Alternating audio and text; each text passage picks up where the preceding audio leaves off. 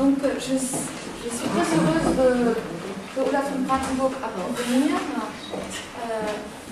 qui vient d'avoir un petit garçon Jean qui a juste 4 semaines. Ola a actuellement une très belle exposition au plateau que je vous invite à voir jusqu'au 17 mai. Et c'est ta première exposition dans une institution française. Tu viens de terminer l'exposition en Angleterre. À Chisenham, à Londres. Et tu vas être également présente à la Biennale de Venise. C'est ça. Donc nous avons convenu de présenter une série de tes œuvres et de parler autour de quelques questions. Tu as à Paris depuis quand? 2 ans, 2 ans et demi à peu près. Quelle était La raison était que j'étais à Montréal pour une résidence pour un déliant et après je voulais partir et j'ai rencontré quelqu'un qui habitait à Paris et comme ça c'était la bonne occasion.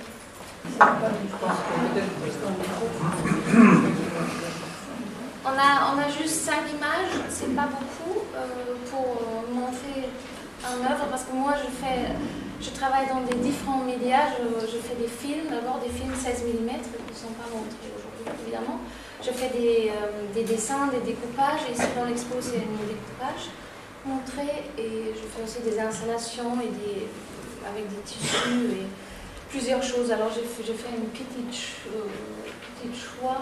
Ça ce sont les dessins que j'ai fait.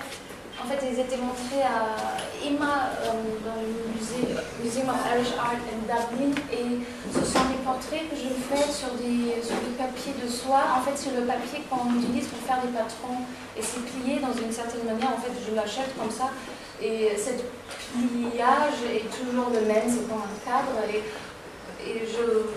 les portraits sont après des photos que je trouve, des photos anciennes, des gens qui sont probablement morts. Ce sont plutôt des inconnus sur des marchés opus. Et je les dessine sur ce papier de soie avec aquarelle et je jette beaucoup de l'eau dessus pour qu'il disparaisse, que ça devient comme une image de fantôme. En fait, pour moi, ce sont des portraits des fantômes, des gens qui sont plus là. Et là, c'était une série de portraits, on peut montrer les prochaines. Donc c'est lié à une mémoire ou à une mémoire d'inconnu? En fait, c'est lié à un archive d'abord, un archive des images que moi j'ai, mais les personnages aussi, on va voir dans une autre image que la disparition, c'est quelque chose qui m'intéresse beaucoup, en fait. Quelque chose qui disparaît. Aussi dans le temps, c'est possible que ça disparaisse avec la lumière, l'aquarelle sur ce papier, c'est bien possible. Aussi, je m'intéresse beaucoup pour les choses qui sont pas éternelles, qui déchirent, qui cassent, aussi comme ce papier qui va déchirer très vite. Le prochain. En fait, je fais aussi des murales. Ça, c'était un mural que j'ai fait à Kunstverein Düsseldorf. Et c'est un forêt, et en fait c'est une petite partie de forêt qui se reflète dans un lac et je l'ai miroiré plusieurs fois. Et pour moi c'était intéressant de travailler avec comment le Rorschach test, le test qu'on fait dans la psychologie fonctionne, en fait de faire une tâche et de plier et après on a un butterfly papillon ou on a un monstre, ça dépend de ce qu'on voit dedans. Et ça, c'est la forêt qui a une image pour l'inconscience qui se reflète dans l'eau, qui est aussi une autre image pour l'inconscience qui est reflétée en soi-même. Et mon désir, ce que je me souhaite, et qu'on voit des choses dedans, en fait, que la forêt disparaît et que vous voyez des têtes, des visages dedans. C'est ça que je me souhaite le plus. Et aussi, dans le plateau, j'ai fait un forêt un peu plus abstrait que celui-là, dans un rotonde, un peu comme où on rentre dedans, dans un forêt, et la lumière est très foncée. Vous pouvez voir ça au plateau. Et le prochain, c'est sur le sol. Ce sont des vêtements en taille réelle. ce sont de vieux vêtements.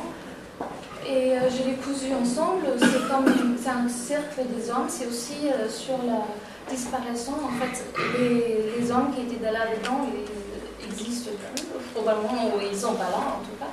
Et aussi pour moi, c'est aussi comme une danse ou un ornement fait avec des vêtements des hommes. Et une groupe des hommes où les femmes ne rentrent pas dedans, et une groupe des hommes où tout est pareil, seulement les cravates disent quelque chose sur la personnalité ou quelque chose de plus personnel avec les différentes couleurs et motifs. Oui. Et ça, c'était. Je l'ai fait à la Triennale de Turin cette année. Et ça s'appelle Five Folded Curtains, 5 rideaux pliés. Et je voulais faire, en fait ce sont 5 rideaux l'un derrière l'autre, rouges. C'est pas des rideaux, c'est un coton très cheap. Et on monte dedans, on monte sur la scène, sur cette voie qui fait un bruit. Et je voulais faire une passage où on est comme spectateur toujours dans le rôle où on ne sait pas exactement est-ce qu'on est sur la scène ou est-ce qu'on est à la côté des spectateurs. On a 5 fois ce passage à faire, et aussi dans l'expo ça a bien marché parce que si quelqu'un vient, on ne sait pas c'est quoi notre rôle. En fait, c'est être sur scène. Et le prochain est aussi, je vais juste montrer, ça c'était à l'intérieur comme un passage. Et chaque rideau était plié dans une différente manière. Et le dernier, et ça c'est la dernière image de mon nouveau film qui s'appelle Singspiel de Paris sur des films. C'est un peu difficile, je voulais juste montrer.